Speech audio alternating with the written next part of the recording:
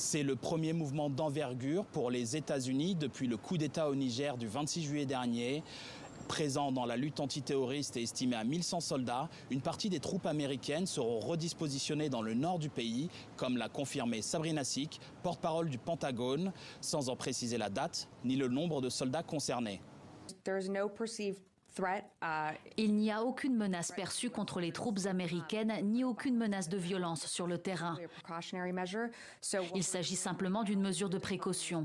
Donc ce que nous faisons actuellement, c'est repositionner une partie de notre personnel de la base américaine de Niamey à celle d'Agadez. Mais c'est simplement une mesure de précaution. Notre posture n'a pas changé au Niger. Notre position reste la même. Nous espérons que la situation sur le terrain sera résolue diplomatiquement. Les forces américaines partageaient la base numéro 101 de Niamey avec les forces françaises et nigériennes. Elles apportaient une assistance technique et de renseignement.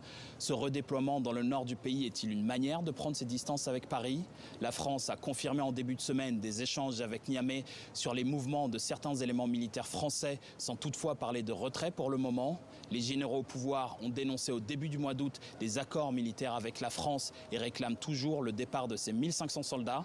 Dans ce contexte de reconfiguration militaire dans le pays, des unités des forces spéciales burkinabées sont arrivées au Niger. Elles seront disposées à Tilia dans le cadre d'une coopération de formation entre les deux États. Cette disposition a été prise par les autorités militaires après le coup d'État du 26 juillet dernier.